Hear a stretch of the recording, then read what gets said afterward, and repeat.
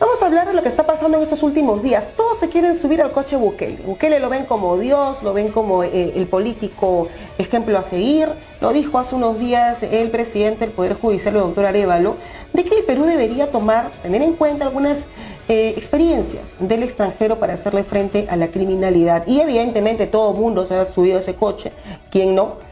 Porque quieren ganarse unos puntitos con la ciudadanía, ¿no? Creyendo que utilizando justamente esta experiencia, lo que está pasando con Bukele, cuestionadísimo por una vulneración sistemática de los derechos de los presos, ahora alguien que actúa así tiene evidentemente el tufillo dictatorial, el tufillo represor, que esto no va a tardar mucho tiempo en alcanzar también a otras esferas, no solamente la delincuencia. El defensor del pueblo, muy activo, lo vemos en estos últimos días, no se ha pronunciado sobre las muertes ocurridas aquí, justamente con alguien que no se le reconoce muy respetuosa de los derechos humanos, la señora Dina Boluarte, presidenta del Perú. El señor defensor del pueblo no lo hemos escuchado en ese tiempo hablar de lo que ha pasado en Ayacucho, lo que ha pasado en Puno, lo que ha pasado aquí también en Lima, y este nivel tan alto de represión y de crímenes que han cometido las fuerzas del orden. No, pero así hablaba del plan Bukele. Y él dice que él no está de acuerdo, dice, con ninguna medida que vaya a vulnerar los derechos humanos. Habla de El Salvador, pero no dice nada del Perú. Veamos. ¿Cuál es su postura al respecto? ¿Está usted de acuerdo? Toda decisión humana está sujeta a la crítica. Yo soy un crítico de algunos aspectos que vulneran los derechos humanos en la política del señor Bukele, pero estoy de acuerdo que hay que ser mucho más cuidadosos y desarrollar una política preventiva en materia de seguridad ciudadana. Por cierto, aprovecho la oportunidad para decirles que este 28 de lunes iniciamos una gran tarea de supervisión al interior de los penales y eso nos va a servir para graficar de manera preventiva cuál es el público que tenemos que trabajar. Yo quiero agradecer muy merecidamente al presidente del INPE, al doctor Javier Yaque y a todo su equipo, como también al ministro de Justicia, por permitirnos desarrollar un trabajo de supervisión que es titánico y que este 28 comenzamos con los penales de mujeres a lo largo y ancho del país y también en Lima. Y después de eso empezamos total. No, yo no tengo por qué discrepar. Y que evidentemente no se va a quedar atrás la presidenta Dina Boluarte, también se sube al coche Bukele. También aprovechando esta preocupación enorme que le afecta a usted, que me afecta a mí, que le afecta a todo el mundo, porque hablamos de la inseguridad ciudadana que no discrimina, ¿no? Al que tiene, al que no tiene, al que tiene poquita, al que no tiene nada. Absolutamente todos somos vulnerables, somos víctimas a diario de la terrible inseguridad que azota a todo el Perú. Y la presidenta Boluarte, sabiendo que esto ha tenido pues bastante relevancia, sobre todo en los medios de comunicación, quienes ahora vemos cómo desfilan por diversos medios especialistas, para hablar de que se puede o no implementar aquí el plan Bukele. Algunos especialistas han dicho que no. Aquí también conversamos hace unos días con Remigio Hernani, general en situación de retiro, exministro de Interior, y dijo que no. ¿Por qué no? Porque son realidades diferentes. El Salvador es un país pequeñísimo en comparación al Perú. El número de habitantes supera en demasía con los habitantes que tiene El Salvador. Son realidades completamente distintas, pero claro, pero es atractivo, digamos, ¿no? Atractivo sobre todo para aquellos que tienen un tufillo dictatorial, aquellos que evidentemente no son muy pegados a respetar los derechos humanos. Ya lo hemos escuchado en los últimos días con las protestas ocurridas aquí en nuestro país, lo que pasó en diciembre, lo que pasó en enero. Muchos salieron, sobre todo aquellos que ahora están de la mano con la señora Boluarte, a decir que hay que retirarnos del Pacto San José. Lo propuso el congresista Jorge Montoya de Renovación Popular. No quieren. ¿Por qué? Porque no quieren que evidentemente se someta a procesos de investigación aquellos que evidentemente van a tener que pasar por esos caminos, aquellos que vulneraron de manera sistemática los derechos de los peruanos durante las protestas de Dina Boluarte. Y la señora Boluarte ha dicho que tienen que cerrar filas contra la delincuencia y contra el crimen. Veamos.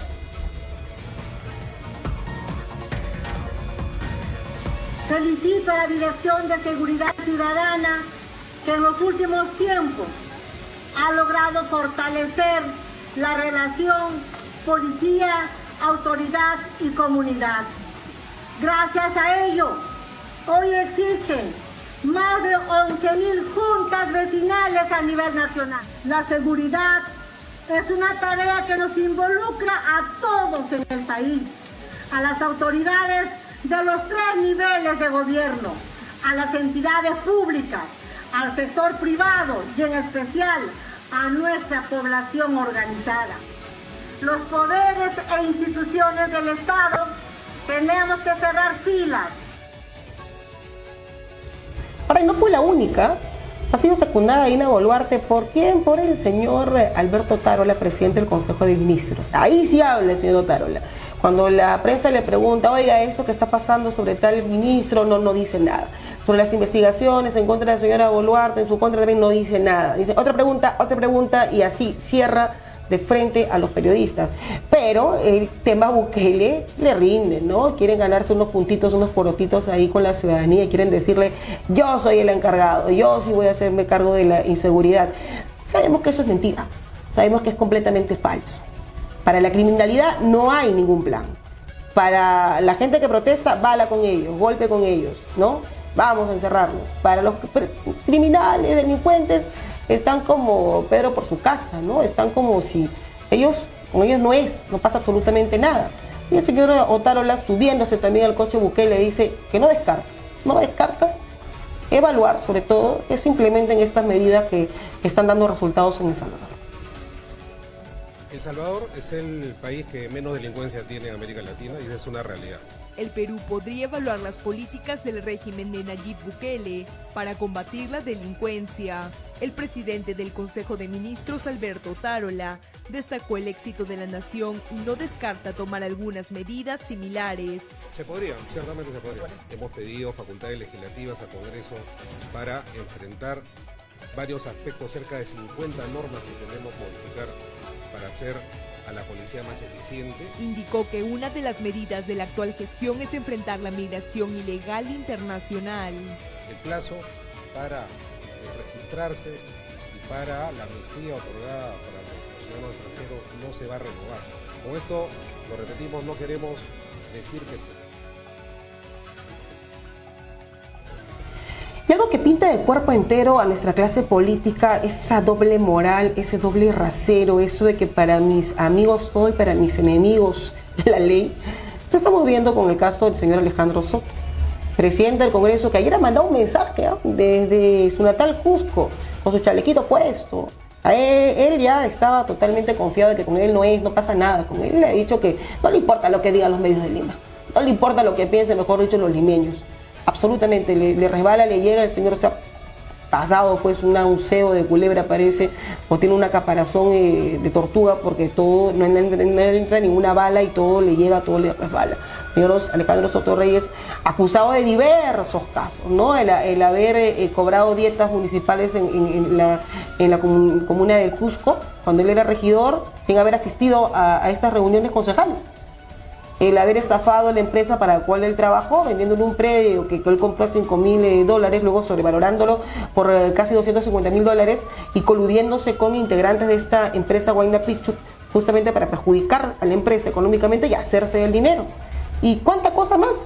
¿No? Que ha colocado a su cuñada, que él dice que no es su cuñada, pero tiene un hijo con la hermana de una de sus trabajadoras. Lo último, que el señor Alejandro Soto, sus trabajadores utilizan la infraestructura del Congreso, el internet, el inmobiliario, la computadora, el tiempo que se les paga, porque les paga el Estado a estos trabajadores de su despacho, y supuestamente ellos de su plata dan 50 soles mensuales para que se limpie la imagen del señor Alejandro Soto. Todo esto, este rosario de denuncias y cuestionamientos, no pasa nada para Fuerza Popular. Y vicepresidente también del Congreso, el señor Nano Guerra García, está sacando las garras poco a poco. Ha dicho que no pasa nada, que ellos no es que van a blindar a Alejandro Soto, simplemente que le dan todo su respaldo, le expresan su confianza, y dice algo que llamó poderosamente la atención y fue viral ayer en las redes sociales, ¿no? Él dice que hay que respetar la presunción de inocencia del señor Alejandro Soto Reyes. Pero no hizo lo mismo con otras personas. Caso Lady Camones. Lady Camones, involucrada en el tema de los Acuña Audios, que iba a impulsar un proyecto de ley a favor del señor Acuña o cierta comunidad que iba a retribuir con votos para el señor Acuña, fue inmediatamente expectorada, sacada, expulsada de la mesa directiva cuando ella era presidenta del Congreso. Y en ese momento Fuerza Popular apoyó justamente la moción de censura para Lady Camones. Pero para Alejandro Soto, no, hay que respetarlo, déjenlo que se defienda. Veamos. precisamente el congresista Hernando Guerra García está declarando a la prensa. Desde ese punto de vista, si las instituciones como la Fiscalía, la Procuraduría quieren hacer investigaciones, pues saludo que estas investigaciones se den. Las investigaciones tienen que darse, pero siempre tenemos que tener en claro que en nuestro país y en general en el mundo del derecho hay la presunción de inocencia.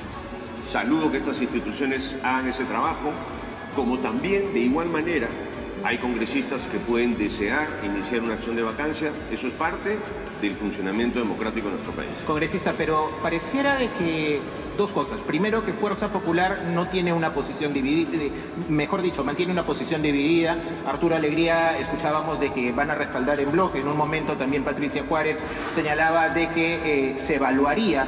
Entonces, ¿tienen definida una posición concreta? Y en segundo... Y alguien que también estuvo por el Congreso en esos últimos días, pero no para, digamos, llamar siquiera la atención, hacerle el engaño, la finta, como quiere usted llamarlo, el señor César Acuña, líder del partido Alianza para el Progreso, al cual pertenece el presidente del Congreso, cuestionadísimo, ya haríamos programas enteros de todas las denuncias que tiene el señor. Fue al Congreso, recordemos, pero ¿a qué fue? A decir que el señor Soto se iba a defender y que iba a ir al Cusco, iba a buscar la información, los documentos para desvirtuar todas esas denuncias que han salido en su contra. Pero él también tiene un tema, recordemos, este video que se filtró a los medios donde el señor Acuña celebra su cumpleaños en la Universidad César Vallejo, con el dinero de la universidad, presuntamente. Él ha dicho que esto no es cierto, dice, no es cierto que celebre mi cumpleaños con dinero de la universidad. Vamos a escuchar. La SUNEDU tiene la obligación de controlar de qué manera se manejan los recursos de las universidades privadas. Ellos han hecho una evaluación y según yo he averiguado, la sanción que ha impuesto la SUNEDU no es acorde al reglamento que hoy está cumpliendo. Entonces, es normal, es como la SUNAT. O sea, luego esa sanción lo van a apelar. Y yo quiero decir que sinceramente creo que es una mala información. No es cierto que yo celebro cumpleaños con mi cumpleaños con dinero de la universidad. Pero desde la universidad no se ha negado eso. No, entonces se ha indicado más bien que va a haber una devolución de ese dinero. Sé, es que de acuerdo al reglamento es cuando En otros temas judiciales que también concitó la atención de todo el país, porque en realidad nos afectó muchísimo. Lo ocurrido hace poco con esta niña, el caso Mila, una pequeña de 11 años que estaba embarazada de su violador, estaba embarazada del padrastro que debió protegerla, porque había una vinculación ahí afectiva, emocional, y este señor abusó sistemáticamente de esta pequeña. Durante años, desde que ella tenía 6 años, víctima de esta violación sistemática, Mila queda embarazada y cuando se pide que finalmente se aplique el protocolo del aborto terapéutico, se le negó. La Junta Médica del Hospital de Loreto le negó a esta pequeña, que ya fue vulnerada una y otra vez, violentada, que le dieron la espalda absolutamente todos, el Poder Judicial también, porque a pesar que ella reconoció quién era su agresor sexual, que ella identificó a este señor con nombre y apellido, narró los hechos que deben ser estremecedores, es porque se revictimiza a aquella persona que ha pasado lastimosamente por esta terrible experiencia. El señor lo dejaron libre, recordemos, el señor estaba libre porque el juez que estaba a cargo decía que no había muchas pruebas suficientes, a pesar que la niña dice, oiga, él me violó, él me embarazó. No, el señor lo dejó libre, lo dejaron libre. Entonces, ¿qué dice el ministro de Justicia al respecto? Él ha pedido que se investiguen, que se sancionen a las posibles infracciones de los jueces y fiscales que habrían cometido en este caso que ha llamado la atención de todo el país. Acá el caso de Mila ha sido un caso bien sonado. Hay un tema con un juez aquí en la Corte Superior de Justicia de Loreto. ¿Qué medidas van a tomar ustedes como ministerio en cuenta que no se ha actuado conforme? Sí, mire, no hay que confundir la actividad institucional del Poder Judicial, que merece todo nuestro respeto, con a veces la actuación de algunos jueces que realmente no están a la altura de lo que reclama la población. Y frente a eso, el Poder Judicial tiene sus mecanismos, tiene sus órganos de control que deben actuar, y si hay alguna responsabilidad o alguna negligencia o alguna actividad incorrecta, la sanción. Y por supuesto, nosotros también aprovechamos para reclamar la máxima sanción a este mal hombre que ha causado mucho daño. Ojalá, ¿no? Hacemos votos desde aquí para que finalmente se haga una investigación muy prolija y se determine qué es lo que ha primado, para que finalmente ese señor se le haya dejado en libertad y que ya hay una nueva orden de prisión en su contra. Se tiene que definitivamente sancionar de manera drástica a estos enfermos, a estos monstruos que, lejos de proteger la vida, la integridad, el cuerpo de personas que están a su cargo, en este caso esta pequeña, una vinculación muy cercana ahí porque era su padrastro, deciden hacer todo lo contrario y son criminales. Con ellos todo el peso de la ley, no hay ninguna contemplación en lo absoluto. Antes de despedirnos, quiero tocar un tema que en realidad ya se veía venir. No hay que ser muy experto, siempre lo digo, no hay que ser muy analista para ver qué es lo que finalmente viene.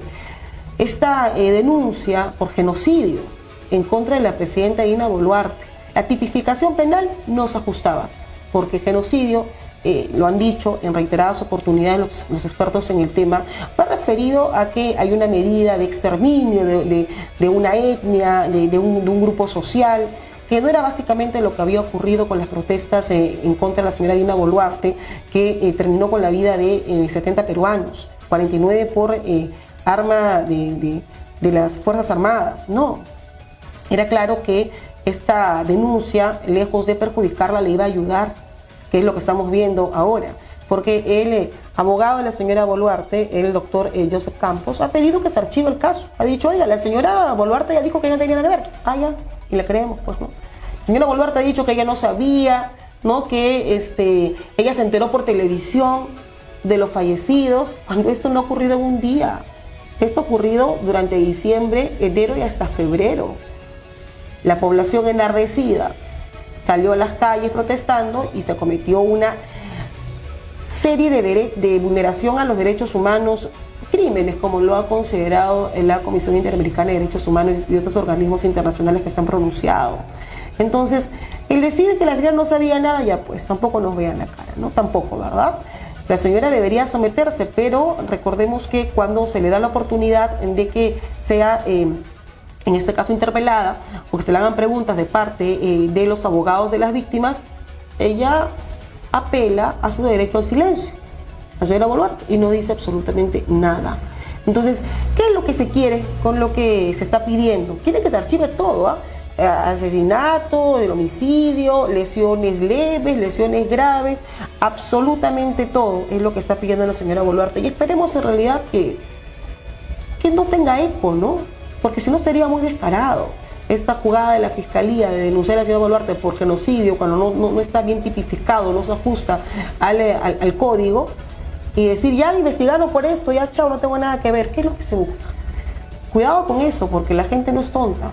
Hay 70 familias quienes están esperando justicia y ya se levantaron una vez y probablemente lo van a seguir haciendo. Estuvieron hace poco aquí, en Lima, a pesar que fueron gaseados, golpeados y hasta con palo les dieron, siguen pidiendo justicia. Los crímenes contra los derechos humanos no prescriben, señora Boluarte. Esta jugada no vaya a hacer que le salga por la culata. Es decir, que no tengo nada que ver. El ministro del Interior de esa época mencionó que él prácticamente vivía en Palacio de Gobierno. Estaba totalmente en conocimiento la señora Boluarte de lo que estaba pasando. O sea, pues no nos vean las caras de tontos porque no la tenemos, señora Boluarte. Tarde o temprano usted va a tener que rendirle cuentas a la justicia. No siempre va a estar esta fiscal. Esta fiscal ya está más con un pie afuera que dentro en la fiscalía por estas denuncias que tiene de haber favorecido a su hermana, un caso gravísimo ligado al narcotráfico, de haber cambiado a la fiscal que investigaba el caso para que no toquen a su hermana, y después también estas denuncias que tiene sobre su maestría, sus tesis que nunca aparecen y todo eso. Mucho cuidado con lo que viene en adelante, porque esto ya está orquestado. ¿Qué cosa es lo que busca? Evidentemente salvar el pellejo de Dina Boluarte y del señor Alberto Tarola. Bien, hemos llegado ya al final y Detrás de la Verdad aquí en Nacional TV Perú. Se despide usted, Gisela Sotelo, con la producción de Susana Díaz. Permiso. La actualidad del Perú en política, economía, turismo, cultura y todo el acontecer internacional. Solo por Nacional TV Perú.